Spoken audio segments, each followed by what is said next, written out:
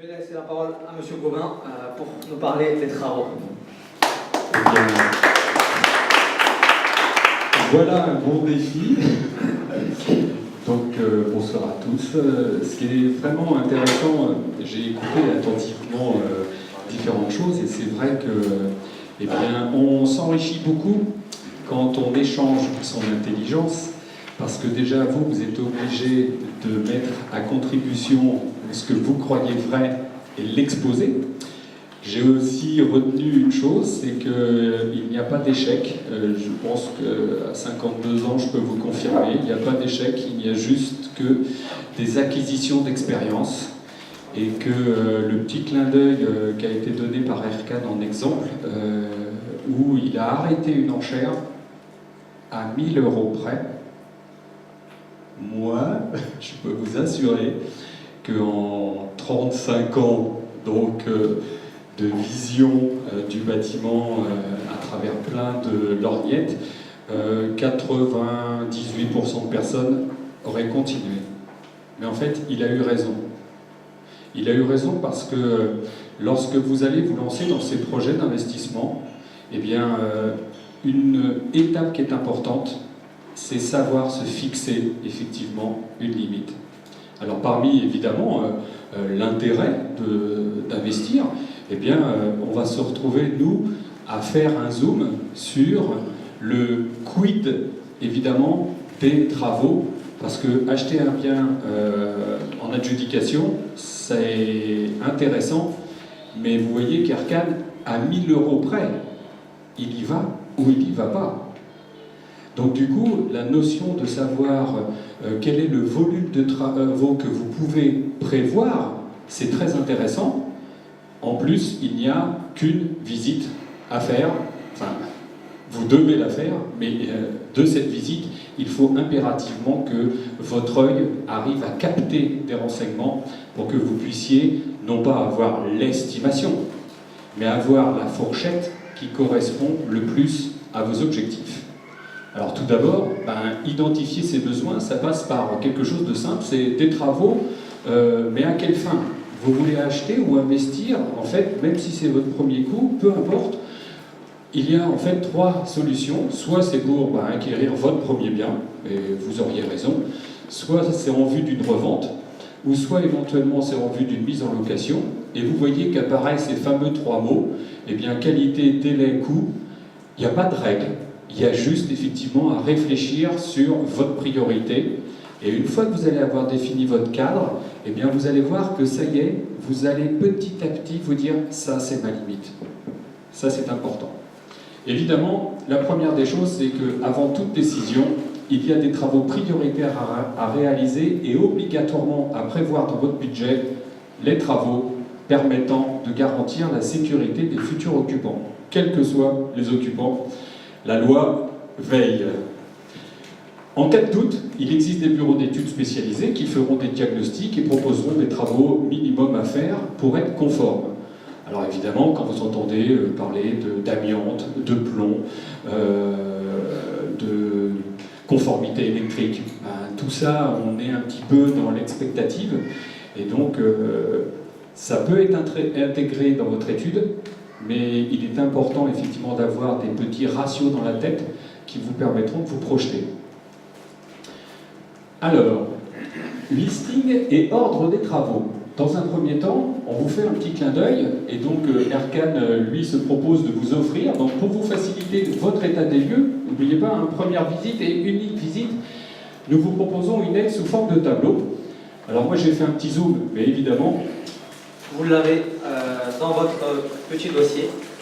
En fait, ce qu'on a voulu faire, c'est de permettre à n'importe qui ne s'y connaît peut-être même pas en travaux, et bien de savoir qu'est-ce qu'il y a dans son appartement, de prendre connaissance de son appartement, et avec une feuille, en fait, de dire, en fait, ça je veux pas, ça je veux pas, ça je veux garder, etc. Aujourd'hui, même si une personne sait différencier un parquet d'un carrelage, il n'a pas forcément le réflexe d'aller voir ce qu'il a sur le sol de son entrée. Pourtant, c'est ce qui va influer sur les travaux. Est-ce que le mettre du carrelage ou du parquet, est-ce qu'on peut mettre du parquet directement sur le carrelage, etc. Tout ça, c'est une discussion qui viendra avec votre artisan. Mais avant ça, il faut préparer ses travaux. Tout à l'heure, on a parlé de qualité coût délai. Moi, c'est ce que j'ai entendu depuis ma jeunesse, depuis le tout début de mes études en travaux. C'est des travaux conformes, c'est des travaux qui respectent la qualité, le coût et le délai. Ça ne veut pas dire la meilleure des qualités, ça ne veut pas dire le coût le plus faible, mais ça veut dire, vous, selon vos priorités, la qualité, le coût et le délai doivent être en accord. Il faut savoir que si vous mettez votre priorité sur le coût, il y aura forcément un impact sur la qualité. Vous ne pouvez pas acheter le moins cher et la meilleure qualité. Ça, il faut le savoir. Si vous voulez la meilleure qualité, il y aura forcément un impact sur le coût. Et donc, voilà, c'est juste déterminer ses priorités. Mais pour déterminer ses priorités, savoir ce qu'on va faire. Et aujourd'hui, ce tableau-là, qui n'est peut-être pas encore fini, là on a vraiment fait un premier jet, c'est ce qui permet d'avoir à la fin un document qui nous dit, déjà qui nous force à aller voir. Encore une fois, aller vérifier si c'est du double vitrage ou du simple vitrage. En particulier, il n'aura peut-être pas le réflexe. Mais s'il suit vraiment tous les points par point, il saura sur le bout de ses doigts qu'est-ce qu'il a sur son appartement, dans sa maison, et qu'est-ce qu'il veut changer. Donc c'est tout simple à utiliser. Je ne sais pas si vous avez compris, mais voilà, il y a des prestations, sol, mur, plafond, et avec des tâches. C'est les plus courants. Donc c'est du parquet, c'est du lambris, c'est de l'enduit, etc. Maintenant, même si vous ne savez pas ce que c'est que par exemple de la toile de verre, comme c'est marqué ici, vous savez que vous pouvez avoir de la toile de verre. Donc il suffit juste de taper sur internet et regarder ce que c'est de la toile de verre. Ensuite on se rapproche du mur et on regarde est-ce que c'est de la toile de verre ou est-ce que c'est de la peinture. Et donc, par exemple, on va prendre l'exemple du couloir. Le couloir, on va dire qu'ici c'est un couloir. Qu'est-ce que j'ai sur les murs? J'ai de la peinture. Quelle est la surface? Bon, la surface on sait tous faire. Admettons, existant à l'heure actuelle, donc c'est de la peinture. Donc on met une croix sur la peinture. La surface, donc on va dire, je ne sais pas, 30 mètres carrés au hasard, à conserver, à améliorer ou à remplacer par. Et ça, c'est super important. C'est super important parce que quand on va négocier par la suite avec l'artisan, on sait ce qu'on veut. L'artisan, c'est pas venir et lui dire bon, vous me refaites tout l'appartement. C'est pas ça. C'est non, je veux ça, je veux ça, je veux ça, je veux ça, à la place de ça, je veux ça, je veux ça. Et ce que je paye, c'est pour ça, ça, ça. Pas de surplus, pas de choses qui manquent. Et donc, admettons que là, j'ai de la peinture et que je veux changer ça et je veux mettre de la faïence, on met remplacer par. Ensuite, là, on coche dans la rubrique remplacer par, on met une croix sur la faïence et on met mètre carré ou surface. Et on met la surface de faïence qu'on veut. On peut vouloir entièrement de la faïence, on peut en vouloir juste, par exemple, jusqu'à 1,20 m de la faïence et le reste, on laisse en peinture. Et quand on fait ça sur tout votre appartement, tous vos biens, eh bien, on a un document avec lequel on peut négocier avec l'artisan. On a un document. En fait, la finalité de ça, c'est quelque chose que vous n'aurez peut-être jamais, mais c'est d'avoir une sorte de DPGF, ce qu'on appelle en termes du bâtiment, c'est une décomposition du prix global et forfaitaire. En fait, c'est pour lister toutes les tâches et tout ce qu'il y a à faire. Maintenant, faire de la peinture, ça engendre d'autres choses. Ça va engendrer peut-être de l'enduit, mais ça, vous n'êtes pas obligé de le savoir. Lui, c'est à l'artisan de le savoir. Mais lui, il sait qu'il a de la peinture à mettre. Il a de la peinture. Il y a une finalité, c'est de la peinture. Donc, tous les travaux préparatoires, préalables à cette peinture, il doit lui les intégrer. Et ça doit être dit. Donc voilà, je vous ai laissé, on vous a laissé le tableau en cadeau. Vous pouvez le voir, vous pouvez peut-être l'utiliser, faire des copies comme vous voulez. Mais en gros, c'est dans cette mentalité-là qu'on veut faire ça. C'est quelqu'un qui ne s'y connaissait absolument pas, mais qui ne veut pas se faire avoir, qui veut savoir ce qu'il achète. Ça, c'est super important. J'achète, mais qu'est-ce que j'achète? Savoir lire un devis, savoir comparer des devis. Et donc ça viendra un peu plus tard dans l'intervention. Mais ça, surtout, ça va vous permettre de comparer ce qui est comparable. Demain, vous allez demander à votre artisan de faire son devis par rapport à ça. Donc, il y a du parquet, il y a de la peinture, etc. Fais-moi un devis qui prend compte de ça. Ne rajoute pas des choses que je ne sais pas, etc. Donc ça, on va vous expliquer plus tard. Et ça va être super, super important. Juste une question à améliorer on garde le matériel existant, on rafraîchit. Voilà, il y a de la peinture, je veux garder la peinture, mais elle doit être refaite, on va servir. Je laisse M. Boccopier. Donc du coup, ce document, il va vous servir de sorte de guide, parce que lors de votre rendez-vous avec l'entreprise, la liste doit vous permettre de définir la chronologie des travaux que l'on retrouvera dans le devis. Alors évidemment, dans le devis, ça va parler pro, mais n'empêche qu'un bon devis, si vous le lisez, eh ben vous savez qu'il y a la dépose du carrelage qui arrive avant la fourniture et pose d'un autre revêtement de sol. Si vous ne comprenez pas ça, déjà, vous voyez, il y a quelque chose qui n'est pas clair. L'avantage de cette liste, c'est qu'elle vous permet de vous projeter dès la visite en identifiant des points Et puis après, en fonction, est-ce que j'achète pour moi? Est-ce que j'achète pour revendre? Est-ce que j'achète pour louer? Bah, vous voyez bien que le curseur qualité, coût, délai va avoir une influence sur l'orientation de votre devis. Donc, parmi les travaux, évidemment, je vous parlais des travaux prioritaires. L'électricité en fait partie, puisque notre cher ancien Premier ministre, Emmanuel Valls, a signé avant de partir un décret en 2016 qui flotte au-dessus de notre tête et qui est très clair. Si vous êtes propriétaire ou même gérant de SCI, vous êtes responsable de la conformité électrique. Donc, du coup, il faut que dans votre œil, quand vous allez voir un appartement, on va dire en vente aux enchères sur Paris, vous êtes très souvent sur des immeubles carrément plus de 30 ans ou de 20 à 30 ans. Bon, alors vous ne prenez pas trop la tête parce que tout cela ne sont pas conformes. Enfin, le problème, il est tout de suite réglé. Et puis, des fois, vous avez des appartements qui ont été un petit peu actualisés, mais du coup, vous avez du mal à repérer les choses. Moi, je vais vous donner 6 points à vérifier. La présence d'un appareil général de commande de protection, globalement.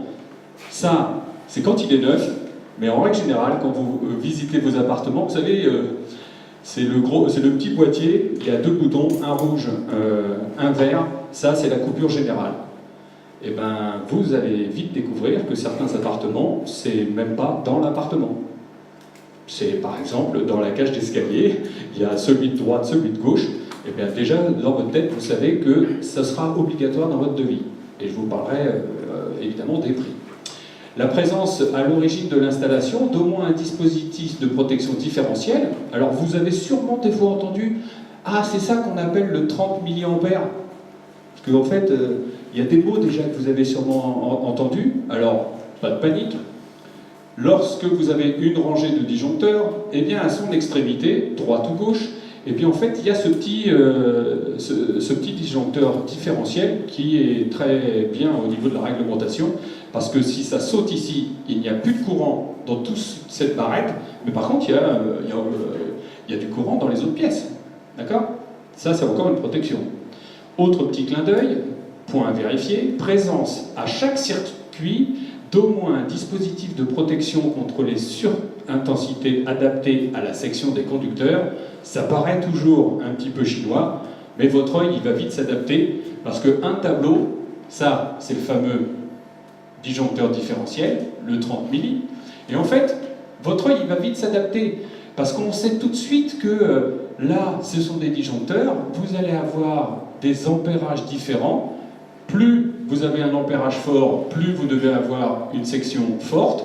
Et puis là encore, votre œil va vite s'adapter dans une visite d'un appartement, parce que quand vous allez commencer à avoir des coffres ouverts, ou effectivement des anciens disjoncteurs avec fusibles, vous savez, ceux qui chauffent, et puis après qui coupent le courant, et bien voilà, ça c'est important. C'est l'objectif du site internet, de toute façon d'Aircan, c'est d'offrir ce type de formation pour que vous ayez cette compétence, ne serait-ce visuelle. Présence d'une liaison équipotentielle. Alors là, vous dites, ça y est, il part dans le technique, mais c'est la réglementation. Et là, je peux vous dire qu'il n'y a pas beaucoup d'appartements que vous allez acheter qui seront conformes. L'idée, elle est simple. Tout ce qui est métallique, menuiserie métallique, tube cuivre, d'accord, éventuellement le chauffage central acier, et bien en fait, ça doit être relié à la terre. En gros, sur le chantier, qu'est-ce qu'on voit? Eh bien, il faudrait que vous arriviez à voir, vous voyez, hop, les fils de terre passent de l'un à l'autre et vont aller vers le tableau. Ça, vous le voyez quasiment jamais, en tout cas sur tous les appartements de plus de 15 ans, ça n'existe pas. Donc vous savez que ce sera un coût à prévoir. Alors évidemment, si ça coûte 500 € dans votre estimation de vente aux enchères, vous pouvez dire, bon allez, je fais l'impasse. Oui, mais Aircan, lui, il ne fait pas l'impasse, hein. Parce que 500 € plus 500 €, ça fait 1000 €. Lui, c'est son seuil. J'y vais ou j'y vais pas. Donc c'est important de bien préparer effectivement votre analyse financière et effectivement d'essayer de maîtriser le plus possible les sous que vous allez mettre une fois que vous allez avoir ce bien pour pouvoir soit le vendre, soit le louer ou soit pour y habiter en résidence principale. Pas forcément que pour les enchères. Non, oui, en fait, c'est valable pour tout le monde. Je fais un clin d'œil parce qu'évidemment, il y a un titre esprit investisseur. Absence de tout risque de contact direct. Bon, bah ça, c'est le b.a.-ba. Hein. Si vous voyez des fils qui traînent ou les anciens appartements qui ont des fils tissés, on voit très souvent ça, Paris, Petite Couronne, dans les vieux appartements. Eh bien, en fait, c'est des anciens fils tissés. Et évidemment, les conducteurs doivent être protégés, donc soit par des conduits, soit insérés, soit par des plaintes, peu importe. De toute façon, on ne doit pas avoir des fils courir. Si vous les voyez, pas de problème. Je vous donnerai des astuces pour les estimer, ces travaux-là. Et effectivement, une fois que vous allez avoir ces astuces, vous pourrez vous familiariser. Alors voilà un tableau qui a été posé, je crois, la semaine dernière, là, parce qu'on vient de réceptionner. Donc là, vous voyez tout de suite, lui, c'est le principal. Vous voyez, il y a des lignes là. Et votre œil, tout de suite, il commence maintenant à accrocher des détails. Ça, ce sont les différentiels. Donc si lui saute, il n'y a plus de courant de ça, mais par contre, il y a du courant encore là-dedans. Et puis effectivement, ça, c'est ce qu'il faut tendre à avoir. La réglementation même impose maintenant 2 prises. Mais vous inquiétez pas, vous ne le savez pas. L'électricien, lui, le sait. Parce que lui aussi, il engage sa responsabilité après travaux. Donc, ça, c'était le clin d'œil sur ce que j'appelle travaux prioritaires. Vous voyez, avant même de penser peut-être de donner un coup de frein, si vous voyez que l'électricité, elle n'est absolument pas conforme, il ne faut surtout pas négliger les frais de conformité électrique. Pour passer sur un autre stade. Bien sûr. Oui. Si je comprends bien, c'est déjà 70% des biens en petite couronne et à Paris. En vente aux enchères, la plupart, oui, c'est des plus de 15 ans de toute façon. Alors, j'ai fait une mauvaise manip, je suis assez nul avec ça. Oui. Cette mise à conformité électrique, elle n'est pas obligatoire quand on achète. Alors si vous passez devant le notaire, eh bien le notaire, il n'aura pas d'état d'âme. Il vous demande. C'est ça qu'il fallait? Oui, c'est pour la base de 6 points. Ah, pardon. C'était ça, d'accord. Le notaire, il n'aura pas d'état d'âme. Il vous demandera effectivement ce qu'on appelle un diagnostic technique de l'électricité. Et donc, vous pourrez essayer de vendre ce que vous voulez. Si vous ne donnez pas ça, le notaire, il attendra que vous lui fournissiez. Et même sur le diagnostic, c'est pas aux normes, on peut quand même vendre. Ah, ça c'est intéressant comme point. C'est qu'effectivement, c'est que vous pouvez très bien acheter un bien immobilier et puis essayer de faire une bascule directe. Ça c'est possible. Par contre, évidemment, à votre charge, évidemment, de prouver quel est l'état et le degré de conformité ou non du bien. Exactement. Oui.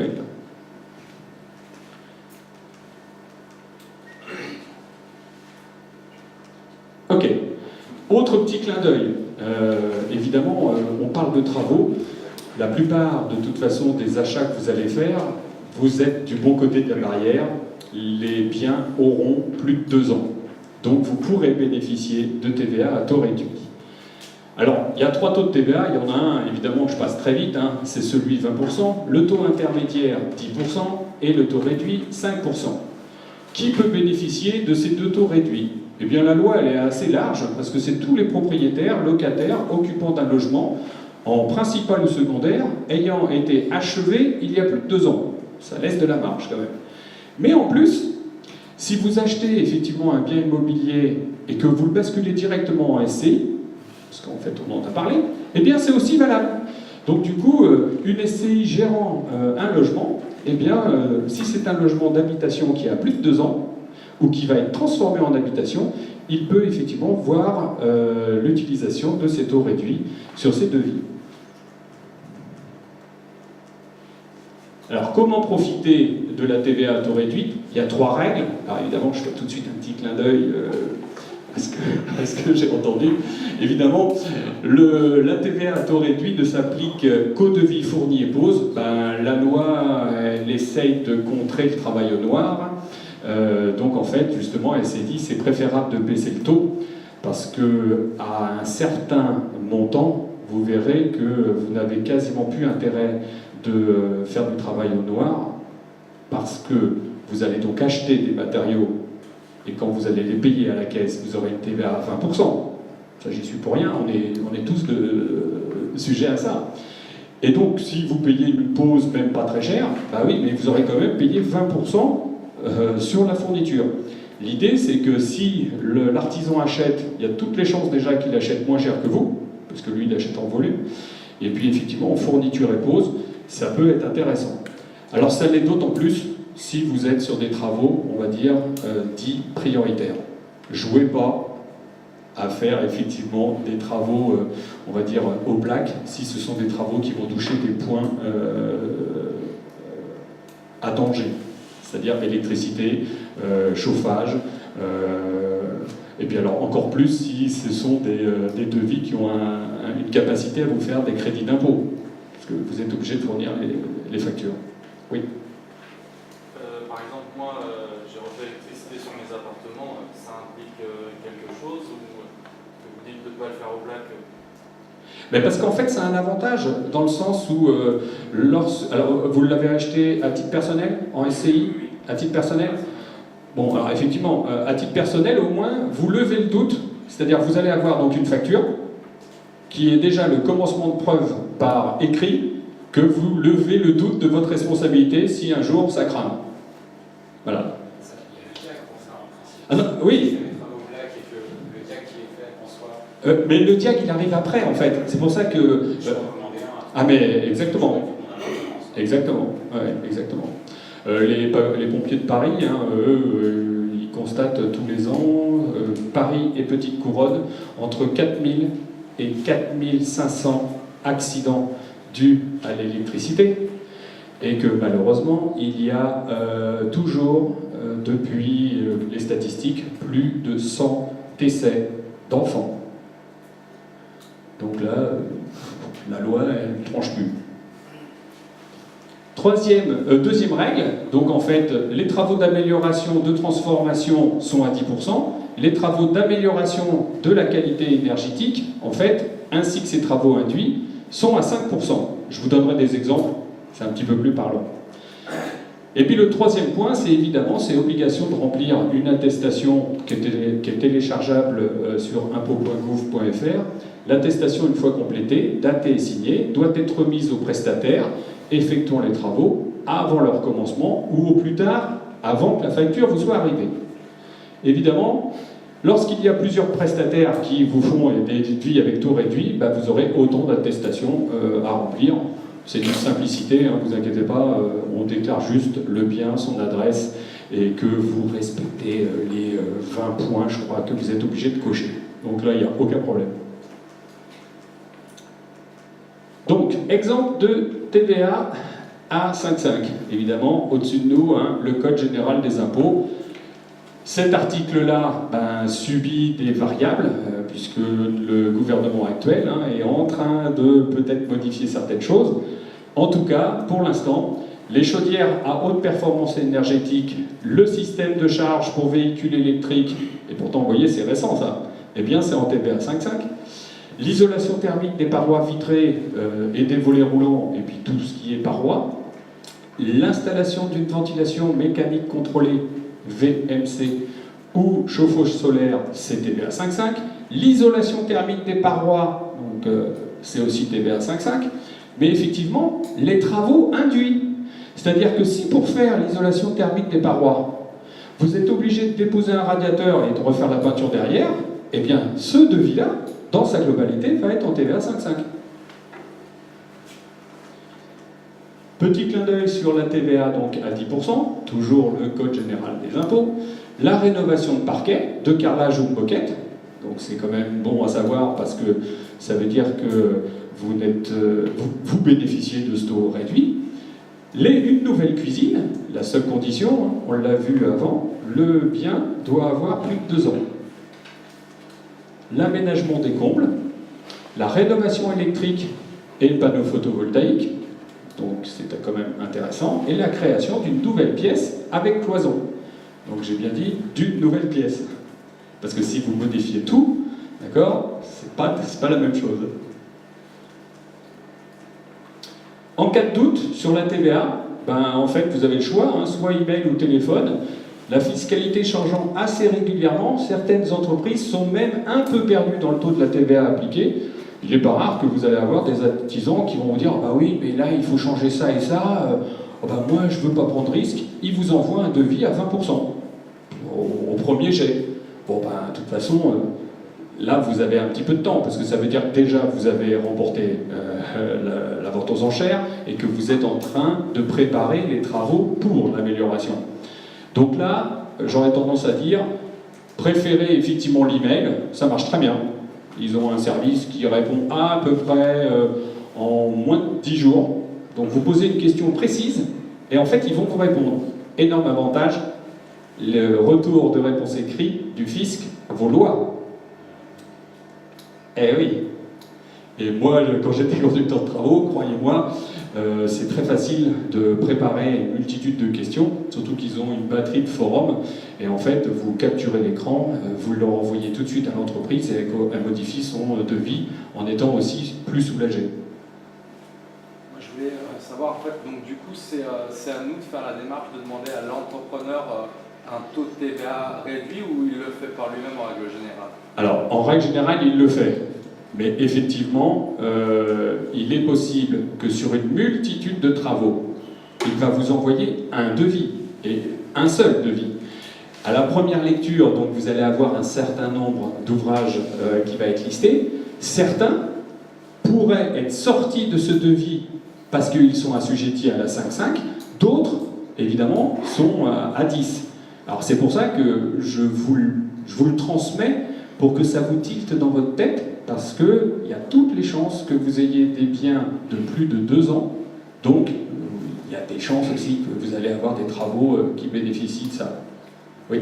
Juste pour confirmer que aujourd'hui aucune entreprise quasiment fait de devis en mettant 5.5.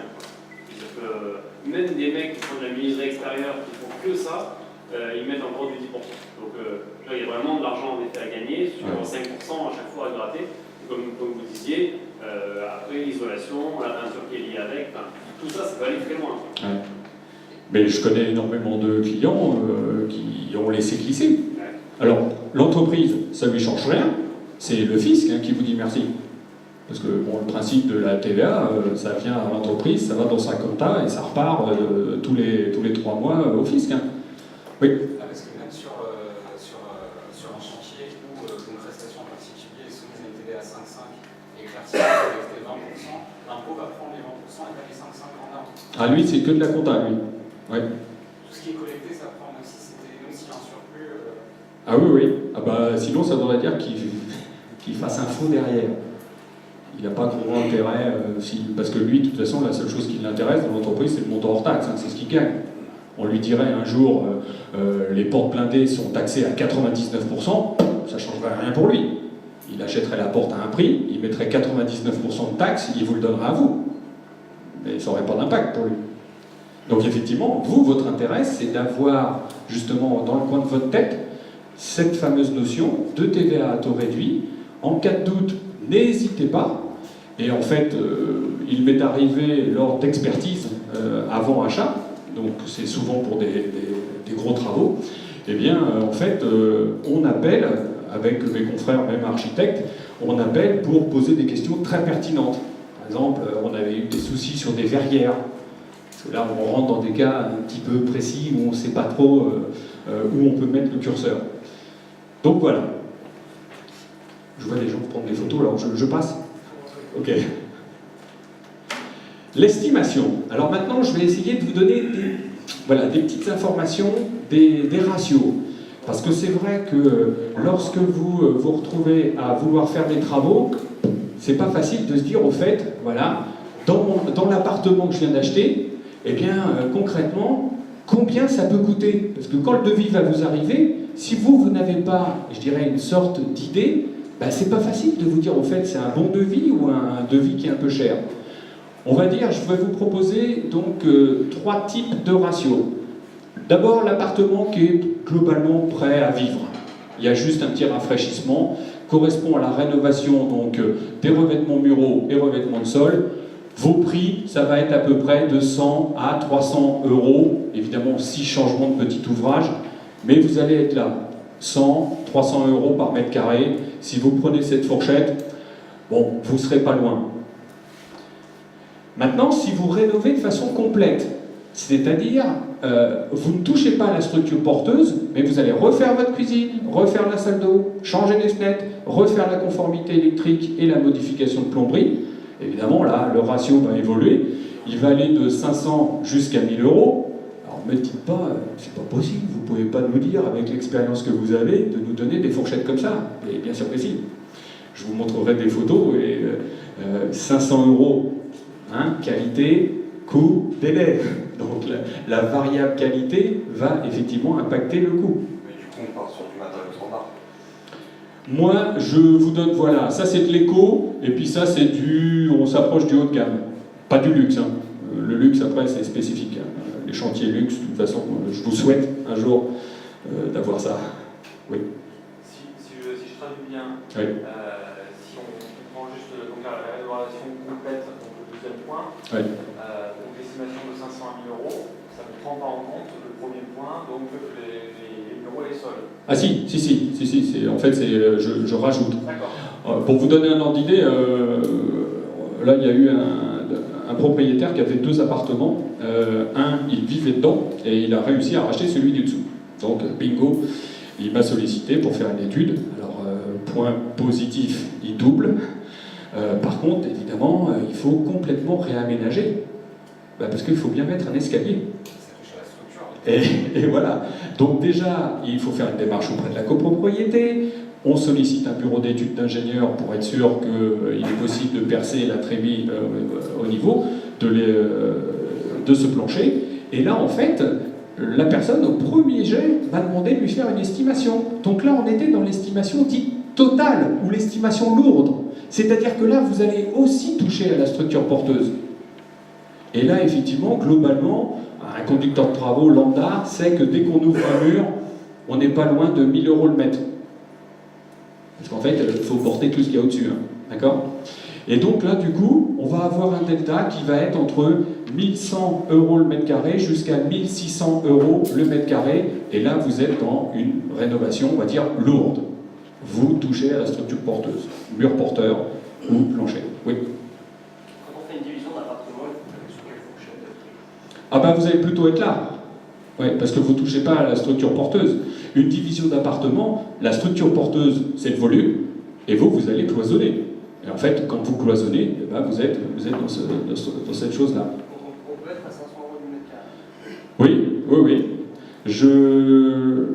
Dans la formation, on met des photos avant, après, et on vous donne le budget. On vous dit, voilà, regardez bien, quand on est rentré dans l'appartement, on a vu ça, on a mis ce degré de qualité, parce que ça c'est important que vous entendiez, hein, le degré de qualité, et en fait on vous dit, ben voilà, à la fin, c'est arrivé, et on arrive à sortir à 500, 550 le mètre carré. Le placo-plâtre, hein, c'est la magie du placo-plâtre pour faire des cloisons. Si je comprends bien, il faut bien qu'on prenne en compte la surface au sol et la surface murale. La surface murale, pourquoi faire? Oui, là quand vous êtes... Alors moi le ratio que je vous donne, il est encore plus simple. Hein. Voilà, je vous le donne au mètre carré, donc c'est le ratio de surface réelle. D'accord? Si même dans l'agence, dans l'annonce, on vous dit voilà T2 de 43 mètres carrés, vous partez du principe que c'est une vraie surface, et bien voilà, vous savez que vous pouvez mettre votre curseur. C'est une estimation évidemment par ratio. Alors maintenant, évidemment, des fois on arrive dans l'appartement et il n'y a que la cuisine à changer. Alors là, on vous propose une autre technique, parce qu'on essaie de vulgariser pour vous les choses, c'est-à-dire que là, on vous propose un ratio par mètre linéaire. C'est-à-dire qu'il est facile de rentrer dans une cuisine et de se projeter la longueur du plan de travail. Même si on ne connaît rien au bâtiment, ça, c'est facile à faire. Et donc, du coup, c'est à partir de là qu'on a réactualisé, nous, nos ratios professionnels. Et on s'est dit, bah tiens, on va essayer de donner un petit coup de pouce aux gens en disant, bah voilà, on va vous donner un ratio euros par mètre linéaire de cuisine à rénover, évidemment hors électroménager, hein, parce que les électroménagers sont très chers. Et donc en fait, en rénovation dite économique, eh ben, on va être pas loin des 800 euros par mètre linéaire, dans le sens où, je crois même que... Voilà, ça c'est typiquement, on est rentré dans la cuisine, donc il a fallu refaire tous les murs, les sols, Et puis en fait, on est sur un plan de travail stratifié. Là, on est sur des caissons qui sont en médium peint. Et puis en fait, bah, ça c'est le menuisier qui l'a fait carrément sur site. Donc là, on était, oui, un tout petit peu plus de 800 € le mètre linéaire. Mais évidemment, celle-là, là-bas, elle n'était pas du tout à ce prix-là. Voilà. Mais c'est normal, il faut vous projeter. Là, on est dans un appartement rue Wagram, on ne joue pas avec les mêmes budgets. Voilà. C'était un petit peu au-dessus. Donc voilà. Alors maintenant, pour les salles de bain et les salles d'eau. Salle de bain, salle d'eau, c'est pas facile à estimer. Parce qu'il suffirait même que vous vous baladiez à Leroy Merlin. Vous avez vu, il y a des cabines de douche à 80 € je crois maintenant, hein, tout en plexi, voilà. Et puis bah, après, ça peut aller très très loin. Donc ce que je vais vous proposer, c'est surtout de vous donner des petits réflexes. Donc de 2000 à 3500 €, c'est pour une rénovation dite économique, comprenant le remplacement de la douche, les sanitaires, avec changement du carrelage et de la faïence. C'est-à-dire, vous rentrez dans l'appartement, ça marche, mais vous dites, ça ne va jamais rester comme ça. Donc vous savez déjà que vous allez changer le lavabo, la douche et le revêtement. Vous allez être dans le budget de 2000 à 3000 €. Mais évidemment, on peut aller beaucoup plus loin. De 4000 à 8000 € pour une rénovation dite standard, comprenant le remplacement de la baignoire, les sanitaires, la rénovation du carrelage mural et plafond. Et il me semble, voilà. Alors là, c'était un client, il avait un budget très très serré. Donc, on savait qu'on devait refaire la peinture. Et puis, en fait, on a même optimisé. C'est-à-dire qu'on lui a fabriqué ce type d'étagère. Et puis, en fait, on a faïencé ça. Tout a été peint en blanc. Ça, c'est vraiment pas très cher. Et là, on s'est sorti à neuf, une salle d'eau en location. Qui est fiable, parce qu'il a même une paroi de douche vitrée, et on était à 2200 €, je crois. Là, salle d'eau. Quand vous dites nous, c'est collégial, c'est-à-dire que l'architecte qui a conçu un petit peu le... Ouais, enfin moi, là, je l'ai fait en direct, là. Ouais, voilà. Et puis, ben, une autre, ben, là, c'est évidemment, on est sur un autre budget, parce qu'en fait, il y a eu un traitement des murs, là, c'est du travertin, on a surbaissé le plafond pour pouvoir y loger toute la technique. Là, c'est du granit, enfin bon, voilà, ça, c'est des miroirs automatiques à infrarouge. Donc, c'est génial, ça coûte, cette salle d'eau, elle a coûté, je crois, 7000 €. Ben, voilà la baignoire, voilà, et voilà la douche, puisqu'en fait, à l'origine, il n'y avait qu'une douche, et les gens nous ont demandé de tout faire. Donc, du coup, ben, on se retrouve avec un habillage toute hauteur, le faux plafond surbaissé, ben, vous le voyez, hein, c'est le haut de la fenêtre. Donc, on a vraiment surbaissé le plafond. Et là, on est sur des budgets assez élevés. Donc voilà, ça c'est pour vous donner des petits réflexes sur des estimations spécifiques. On va pouvoir passer au... Pardon. 800 € les mètres linéaires. Oui. Ça paraît cher, non Chez Ikea, on peut trouver des cuisines de... Stop. Là, vous ne zoomez que sur la cuisine meuble. Quand je vous dis 800 € le mètre linéaire, je pars du principe que vous rentrez dans l'appartement, vous vous dites, tiens, cette cuisine est à refaire, mais je ne parle pas que du plan de travail et du mobilier. Moi, la photo que je vous ai mise, c'est on a refait le carrelage, on a refait la peinture. On a donc évidemment tiré des lignes électriques, donc c'est-à-dire que c'est 800 € pour avoir une nouvelle cuisine, non pas pour changer le mobilier. Ah oui, vous avez raison. Il y a même moins cher, hein. Allez à Brico Dépôt. 200 €, il y a la main d'œuvre aussi. Pardon ? Oui. Mais moi je parle, hein, vous rentrez dans une pièce, la pièce s'appelle cuisine, vous la remettez à neuf. Et c'est pour ça que le petit ratio qu'on vous propose, c'est de vous dire, bon allez, je mesure à peu près ma longueur de plan de travail, et on n'est pas trop loin. D'accord ? On continue en estimation. J'ai fait ça, moi. Oui, voilà. D'accord, pardon. Ok. Voilà. Les combles. Donc là, effectivement, compte perdu ou non, il est souvent intéressant de bien les isoler, car la perte d'énergie peut atteindre les 30% en fonction de la destination des combles, les ratios peuvent aller, alors là vous devez me dire, ça y est, il est fou, peuvent aller de 50 € le mètre carré à 1400 € le mètre carré. Non, non, je ne suis pas incompétent, c'est juste parce qu'en fait, tout dépend si le comble est perdu ou si vous allez complètement le rénover. Vous allez récupérer de la surface. Donc du coup, de 20 € le mètre carré à 50 € le mètre carré, c'est de l'isolation simple d'un comble perdu. C'est-à-dire, vous avez acheté un appartement, et vous êtes le dernier, et puis au-dessus de vous, il y a les combles. Ça vaut le coup, pour vous, entre autres, parce que ça peut même passer en crédit d'impôt, d'isoler cette surface, parce que vous allez vous retrouver même à plus ou moins long terme. Maintenant, de 400 € le mètre carré à 1000 € le mètre carré, c'est pour l'isolation, l'aménagement des combles, incluant des cloisons en placo, l'électrification simple, c'est-à-dire qu'on n'est pas dans un milieu humide, d'accord ? On tire des lignes, on met des prises, mais on n'a pas des protecteurs particuliers. Fenêtre de toit inclut revêtement des murs et sols. Alors évidemment, de 400 à 1000 €, c'est tout dépend le niveau de qualité des équipements que vous allez mettre. Et puis alors évidemment, un autre rang de 800 à 1500 € pour un aménagement total des combles, y compris une salle de bain.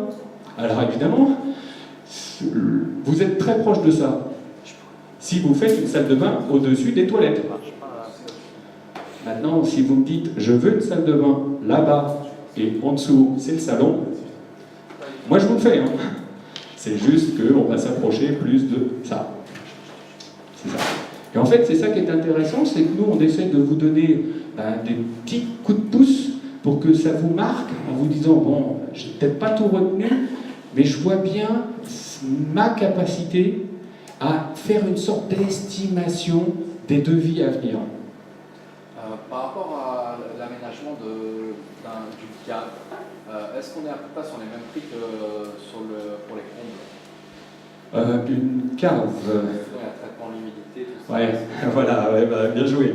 Donc effectivement, la cave va apporter des contraintes. Alors, si elle a des fenêtres, votre cave? Non, elle est aveugle? Un soupirable. D'accord, cour anglaise. D'accord, on peut éventuellement aménager une cour anglaise. On sera en dessous de 1500 € le mètre carré, parce que votre structure exacte elle existe. Donc si vous me dites je touche la structure porteuse, on va s'approcher vite de ça. Mais si vous faites, on va dire qu'un aménagement de volume, la cave c'est pas quelque chose de dur. Hein. En fait, les industriels, les artisans, lorsqu'on leur demande d'aménager une cave, ils ne veulent pas avoir d'ennui, donc ils vous proposeront la solution de faire une boîte dans une boîte. C'est-à-dire qu'ils vont isoler le sol, ils vont isoler les murs, et en fait, éventuellement, il y a même des techniques, hein, c'est qu'on laisse un vide d'air, et en fait, on va ventiler le volume habitable, oui, mais on va aussi ventiler les doubles parois, pour que tout le risque d'humidité soit autorégulé. Oui. Pour revenir aux surfaces, votre estimation elle est basée sur la surface carrée, sur le sol? Ah, oui, très bonne question. La surface que vous voulez exploiter. C'est-à-dire, si vous avez un comble et quand vous mesurez vos combles, vous dites tiens, je peux utiliser 80 mètres carrés, c'est cette surface qui m'intéresse. D'accord ? Voilà. Alors évidemment, là, je vous ai donné des ratios sur un appartement et puis après des petits clins d'œil sur la cuisine, la salle d'eau, les combles. On n'est pas toujours à tout refaire. Il y a des fois, vous allez peut-être refaire que la peinture. Et ça, c'est important que vous ayez des petits clins d'œil de ratio. Alors, parmi la peinture, voilà, en fonction de l'état du support, les ratios vont varier entre 21 et 50 € le mètre carré. Du coup, regardez et identifiez les fissures, c'est essentiellement ça. Vous savez, le petit clin d'œil de votre listing de visite. Globalement, même si vous ne connaissez pas grand-chose, vous allez voir qu'il y a 3 cas. Le premier, c'est le support semble homogène. Vous voyez ? À 3-5 mètres, il vous semble assez homogène. Et puis quand vous vous rapprochez, vous commencez à deviner ce qu'on appelle des micro-fissures. Alors je vous donne un petit réflexe visuel, vous savez, ce que j'appelle fissure cheveux. Vous voyez, c'est vraiment la micro-fissure. Il faudra donc juste prévoir un calicot et un enduit. Alors ça pourra peut-être se retrouver sur le devis. Si sur celle-ci, ou lorsqu'il y a une plus grande surface, et bien en fait, des fois, il est préférable de dire à l'entreprise, on va poser un voile de verre sur tout le mur, et on refait une peinture. Et puis du coup, vous voyez, on est de 25 à 35 euros. Ça, c'est souvent des prix qu'il faudrait presque avoir dans votre tête, parce que ce sera très facile de contrôler du coup un devis. Donc c'est 25 à 35 euros en plus des 21 à 50 euros. Ah non, non, non. Là, en fait, si vous mettez un calico, un enduit, alors évidemment, on fait rarement tout le mur, hein, parce que si on doit faire tout le mur, on fait un toilage, hein, on voile tout. Et donc, en fait, de 25 à 35 euros, ben, le 35 euros, c'est que si vous mettez un voile de verre partout, et vous sortez un après 2 couches. Voilà. Alors pareil, hein, attention, hein, moi je pars sur un satiné, ou éventuellement, ouais, je pars, c'est pas une laque. Hein. Si vous me dites, moi je veux une laque brillante, j'ai déjà sorti un appartement black. Oui, black. Oui, incroyable. Et en fait, on est arrivé à 83 euros le mètre carré. Mais vous aviez des plafonds parfaits. Voilà. 3 voilages. 6 enduits. Oui. Voilà. Donc après, deuxième cas, le support présente des fissures jusqu'à 2 mm. Je dis souvent, votre ongle, il peut des fois vous aider. Vous connaissez à peu près l'épaisseur de votre ongle. Ben, si les fissures sont pas loin, voilà, on est dans ce cas-là. Et bien là, il faudra les reboucher et il faudra faire poser une toile ou un voile de verre. Toile de verre, vous avez sûrement vu ça si vous êtes allé dans les hôpitaux. Vous savez, on voit un dessin, une empreinte très particulière. Alors qu'un voile de verre, l'objectif c'est de ne pas le voir. D'accord ? Ben là, vous allez être de 30 à 50 euros. Le troisième cas, et je reviens à ce que vous disiez tout à l'heure, ben effectivement, le support semble homogène. L'appartement que vous visitez, il ne vous paraît pas trop mal. Mais il y a quand même quelque chose qui est bizarre, c'est que vous commencez à avoir des moisissures ou des champignons. Alors évidemment, des micro-champignons. Vous regardez vos fenêtres, puis comme par hasard, en bas des fenêtres et en haut des fenêtres, ben, c'est taché, c'est brun. Vous sentez que ce n'est pas la couleur initiale. Ben, en fait, il faudra d'abord commencer par traiter l'origine. Donc peut-être prévoir l'installation d'une ventilation, et ventilation mécanique contrôlée, TVA 5.5. Des fois, c'est un vrai plus, parce que vous gérez du coup sur une ventilation toutes les pièces humides. Appliquer un fongicide et après on repart en peinture. Donc là je ne peux pas vous donner de prix, hein, parce que évidemment une VMC, pareil, ça varie. Maintenant un boîtier de VMC, si vous pouvez très bien vous sortir avec un boîtier de VMC à 300 euros, la seule chose c'est que vous allez avoir des gaines au plafond. Ah, donc il faut trouver une solution pour les cacher. D'accord ? On peut faire un petit clin d'œil sur le carrelage, parce que vous allez remarquer les peintures, et vous allez remarquer aussi votre sol. Donc il existe plusieurs types de carrelage et dans plusieurs qualités, le grès cérame, la terre cuite, la pierre naturelle, la faïence, la mosaïque. C'est pour ça que le delta il va loin, hein, de 20 euros si c'est un standard, jusqu'à 500 euros le mètre carré sans aucun problème. Il y a même des faïences beaucoup plus chères. Alors, pour la pose, il faut compter, on va dire, entre 50 et 80 euros. On va dire, bah, si globalement un carrelage lambda, à 70 euros, vous êtes dans la bonne estimation. Vous pourrez même des fois trouver moins cher. Hein. Mais moi, je préfère vous donner le réflexe d'avoir ce prix. C'est toujours agréable d'avoir une bonne surprise. Alors, ratio indicatif pour le parquet. Il y a 3 techniques de pose. Pose flottante, pose collée, pose clouée. Ça, c'est les ratios pour la pose qu'on trouve, hein, même ces temps-ci, les devis qui tournent, c'est ça. Évidemment, bah, un parquet, ça ne veut rien dire pour moi. Donc, si c'est du sapin du Nord en pièces sèches, ça va vous coûter dans les 35 euros. Maintenant, si vous voulez mettre du tech pour refaire entièrement une salle d'eau, bah, ça coûte à peu près 250 euros. Donc, vous voyez bien, 250 euros, allez, on va être à 300 euros le mètre carré, d'accord ? Et puis en fait, là, vous allez être allé à 75, 80, 85 euros le mètre carré pour un parquet. Il convient d'abord de bien choisir l'essence des bois en fonction des pièces et de l'utilisation voulue. Ça, c'est dans le cas où vous faites des travaux essentiellement pour vous. Un autre clin d'œil, on a parlé tout à l'heure effectivement de diviser. Donc le ratio indicatif pour les cloisons. Je vais vous parler du placo-plâtre, parce qu'au-delà de son prix avantageux, il convient de respecter des critères techniques et destination de chaque type de placo. Le placo classique, c'est le gris. En fait, soit vous doublez un mur. Alors je vais vous donner un exemple.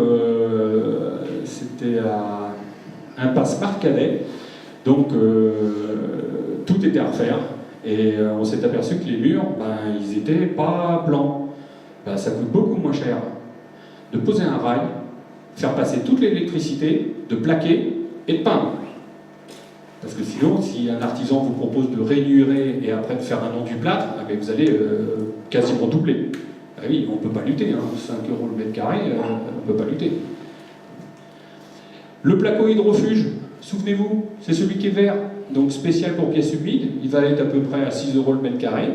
Les placos isolants, alors je mets exprès pour pièces humides, parce qu'il faut que ça vous marque dans votre tête, dans votre devis.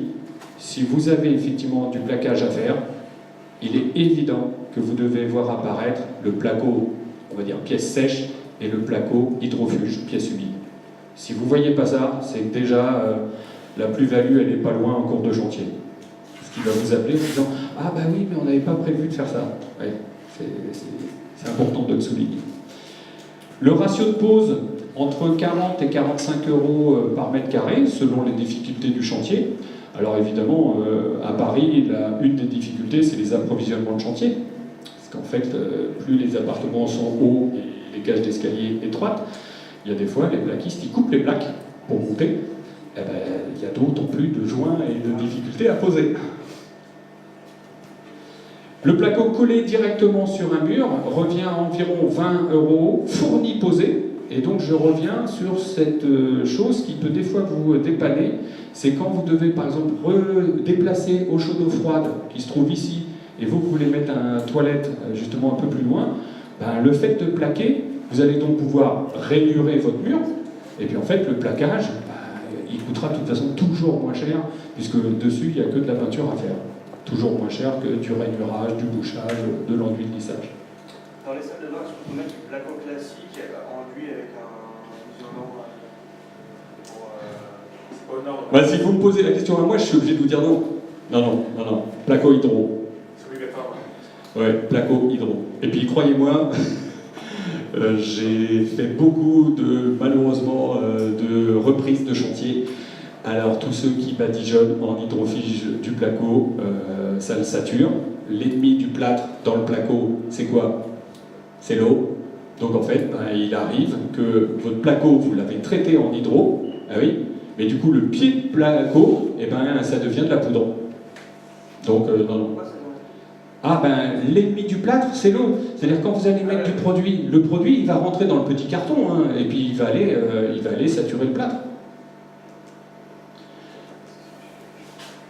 Alors je reviens, je vous l'avais dit tout à l'heure que je vous allais donner des petits prix justement pour l'électricité. Alors on peut diviser la rénovation électrique en deux parties.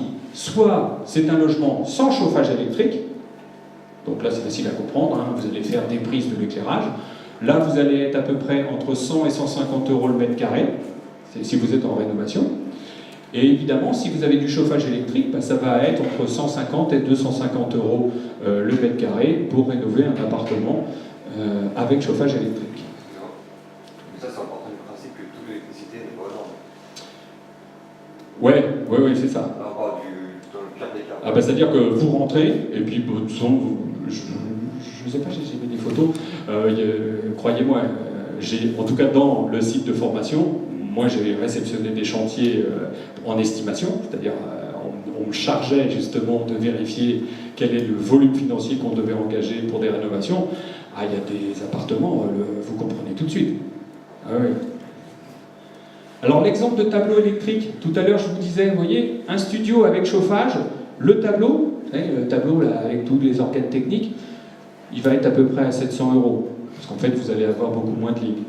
Maintenant, pour un 3 pièces, plus cuisine, plus salle d'eau, plus chauffage, le tableau, rien que le tableau, sera plus proche des 1000 €. Donc du coup, c'est pas trop mal d'avoir ça, enfin j'espère. C'est que, supposons que vous achetez un T2, dès que vous rentrez, vous voyez que l'électricité est à refaire, dans votre moins, pour pas monter trop fort en enchère, vous savez que vous allez déjà avoir 1000 € de tableau, plus la surface multipliée par exemple par ça, et vous connaissez effectivement quelle est votre capacité d'aller à l'enchère. Alors évidemment, Erkan, lui, il sait que ça se joue à ça. Hein. Et en fait, n'ayez pas d'état d'âme. Il n'y a pas d'échec. Il y a juste l'acquisition d'expérience. C'est ça qui est important. Hein. Bien sûr qu'on aspire des fois à faire un coup et puis que tout se passe bien et que ça soit super et qu'on revend tout de suite, bien sûr. Mais ce n'est pas effectivement, je dirais, ce qui peut être bien ou pas bien. L'acquisition d'expérience, c'est ce qui va vous enrichir. Et après, évidemment, vous aurez un œil différent et vous observerez les choses différemment.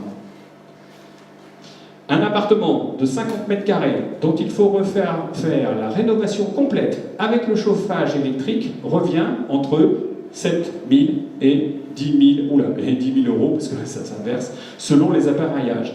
Donc en fait, si vous divisez, on va se retrouver sur les ratios classiques. Il faut que je corrige. Ouais.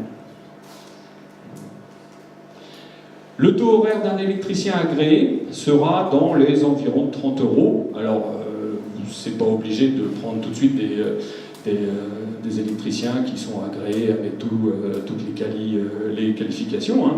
En règle générale, celui qui va finir la connexion du tableau, lui, il va venir aller 1 heure ou 2 heures, mais en fait, il va vous mettre un électricien, entre guillemets, un OS, hein, ouvrier spécialisé, qui va vous tirer les câbles, faire le préfilé, voilà. Les devis devra toujours bien faire apparaître, par contre, le nombre d'appareillages. Combien de clients m'appelaient presque désespérés parce qu'ils disaient « Bah oui, mais alors du coup, on a parlé des prises dans les chambres, bon, il m'en a mis 2. Une à la porte d'entrée, puis une dans l'angle. » Évidemment, le client, il est désespéré parce que tout est fait, les peintures sont faites, et puis il lui manque à peu près maintenant 5 prises. Et ça, c'est important dans les devis. L'estimation par corps d'état. Alors, quelques astuces, ouais. Prendre le temps de la réflexion, ça, c'est important. Si vous vous précipitez, évidemment, croyez-moi, le devis va vite arriver, mais vous n'aurez pas la bonne vision. Alors, il arrive souvent d'entendre les clients, ce que je vous disais, hein, qu'il aurait dû faire tels travaux en plus pour mettre 3 prises au lieu d'une. Seul hic, certains travaux coûteront plus cher car ils nécessiteront de toucher à ce qui a déjà été rénové. Alors, parmi les choses qui est importantes, les petites astuces, c'est l'encamphrement des guettes techniques. C'est pas cher, ça arrive à vous apporter des situations qui seront intéressantes. Alors, par exemple, là, voilà un chantier où, effectivement, il y a une colonne qui monte et une colonne qui monte, mais l'idée, c'est d'un toilette qui aurait été non suspendu, donc vous auriez eu un mur, eh ben, on l'a transformé en toilette suspendue, qui a besoin d'un coffre. Et puis en fait, la cuisine est là. On a monté à l'étage, donc eau chaude, eau froide, évacuation, gros diamètre parce qu'il y a des toilettes. Et puis en fait, de ce côté-là, on a monté la ventilation. Et donc, ce qui est intéressant, c'est que un encoffrement, ça prend évidemment une certaine place, mais ça peut résoudre aussi beaucoup de problèmes. Parce que vous ne touchez toujours pas à la structure porteuse. Alors, petit clin d'œil, là on s'est un peu retourné le cerveau, parce qu'en fait, là on avait de l'eau juste derrière.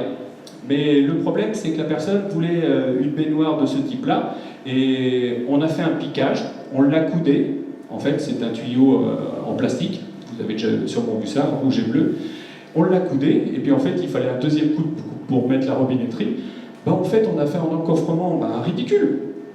Mais c'est moins cher de faire ça en placo que, par exemple, surtout que là, les 2 murs n'étaient pas des murs en plâtre, donc ça aurait coûté beaucoup plus cher de faire un impact en rainurage, d'accord, que là, de faire cette petite astuce.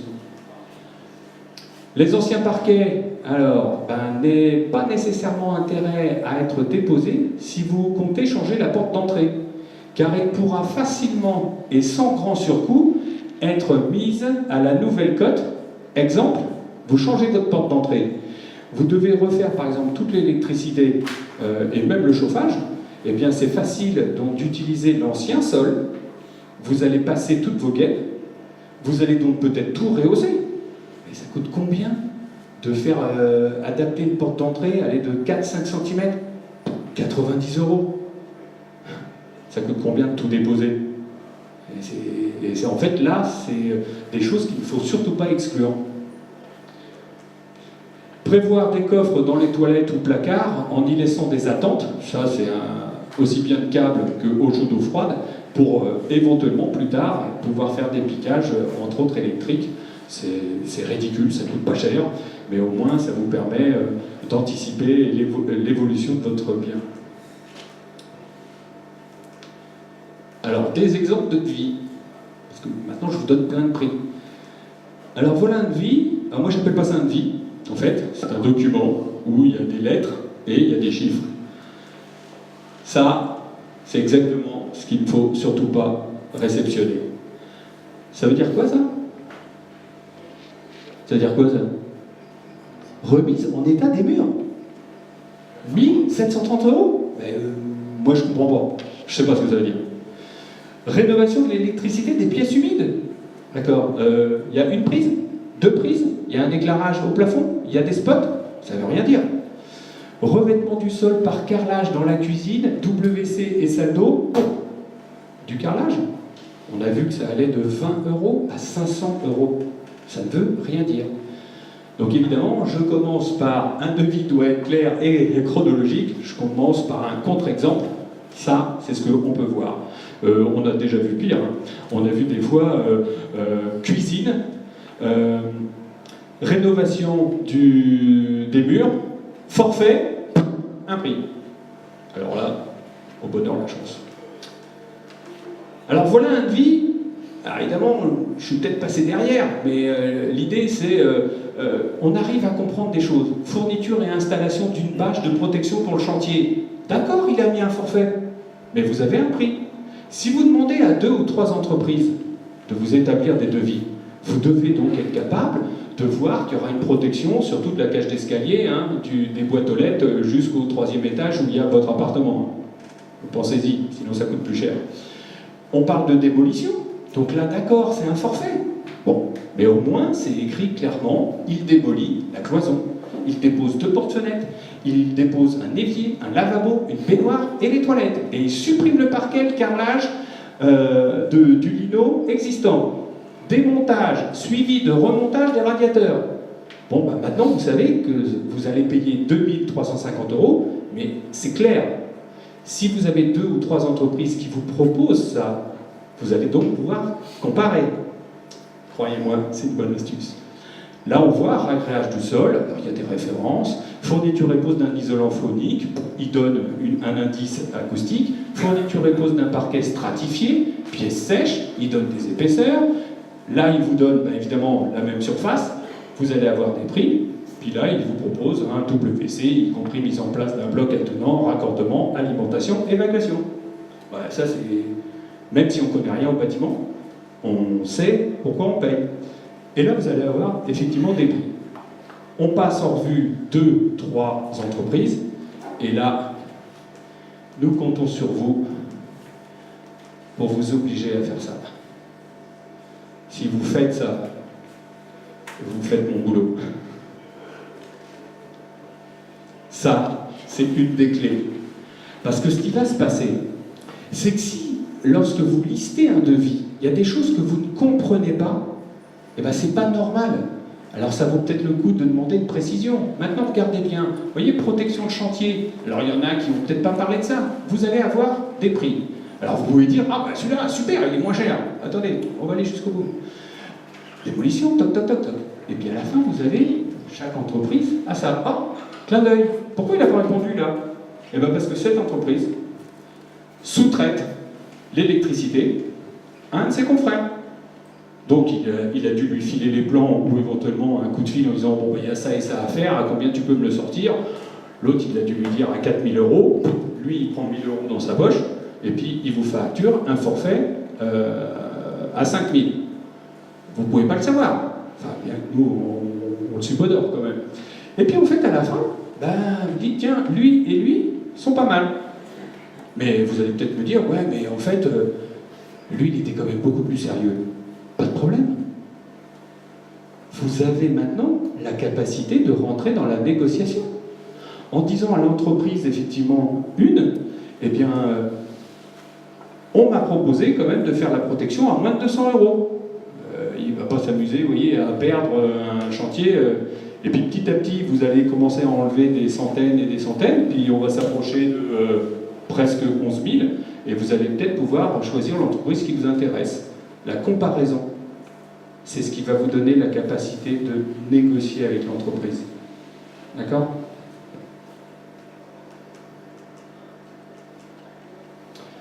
Qui dit devis, dit assurance. Vous ne signez aucun devis si on ne vous a pas présenté l'assurance. C'est-à-dire vous avez choisi l'entreprise, vous savez, bon, allez, vous allez y aller avec elle, vous lui demandez quand même son attestation d'assurance.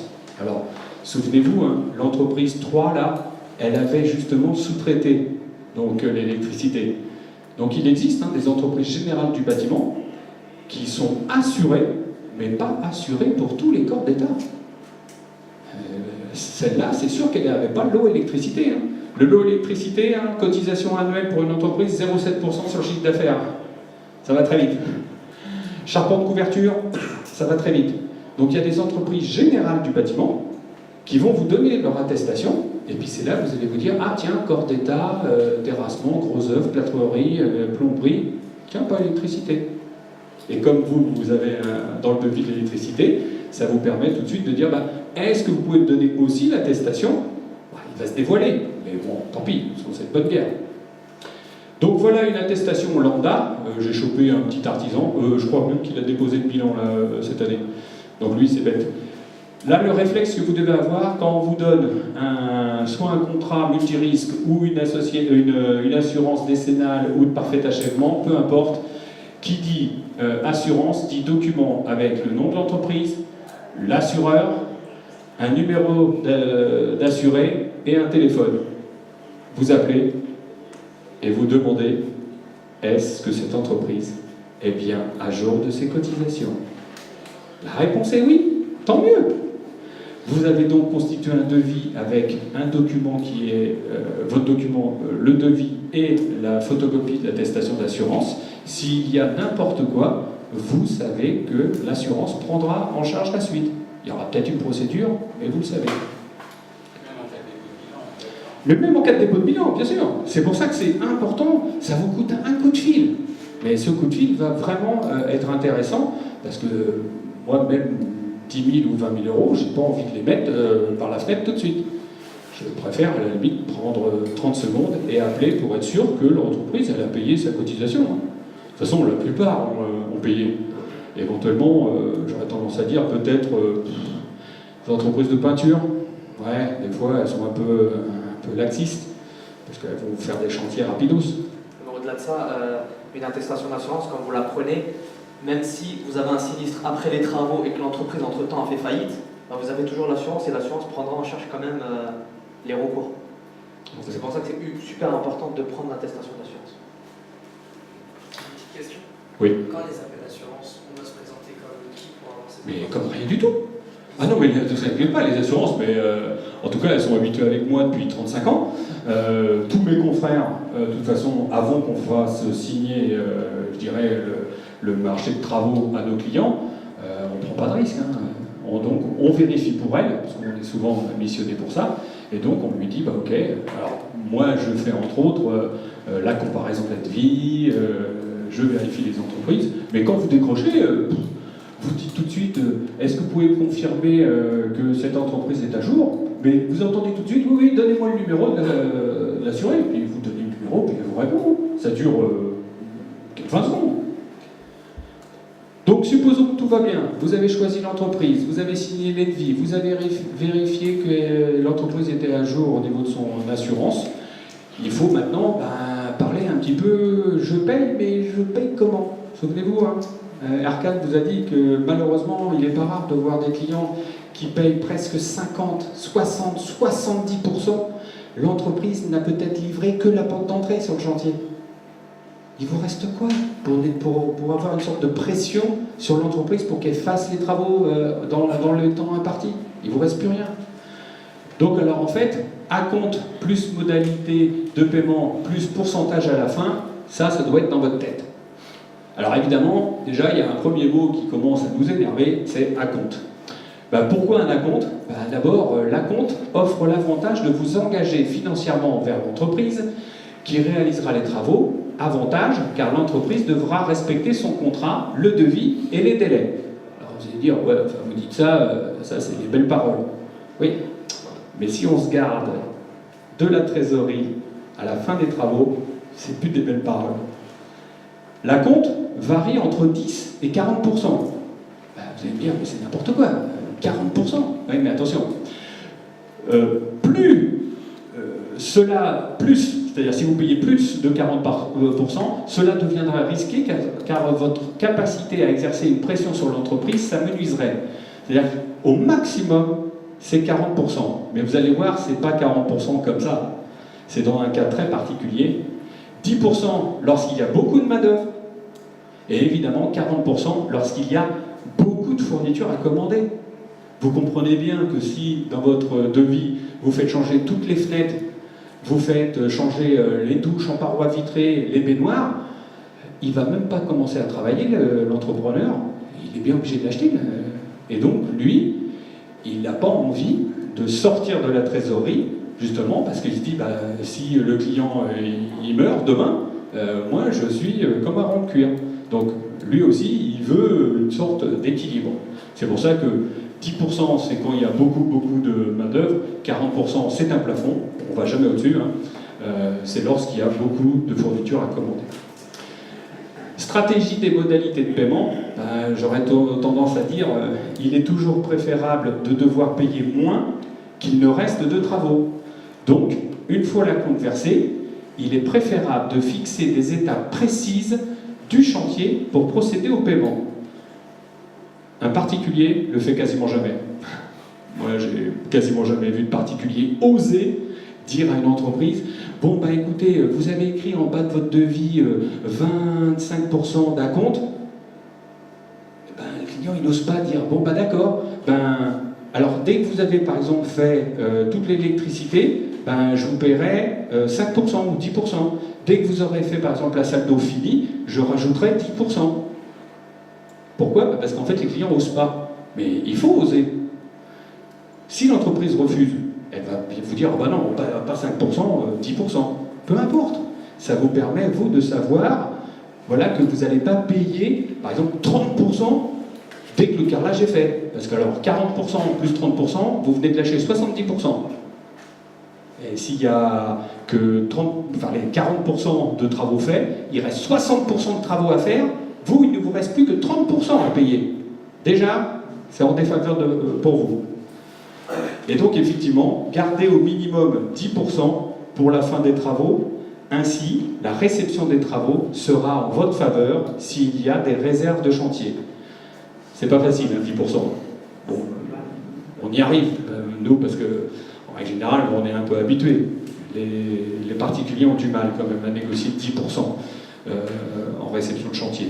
On est plus souvent à 5%, mais dans votre tête, partez de 10%. Parce que si vous reste 10% sur un chantier, c'est toujours plus facile, effectivement, de dire attendez, là, vous n'avez pas vu que le boîtier électrique de la salle d'eau, il est bancal? Parce que si vous ne le faites pas maintenant, personne ne le fera. Ça, c'est aussi simple que ça.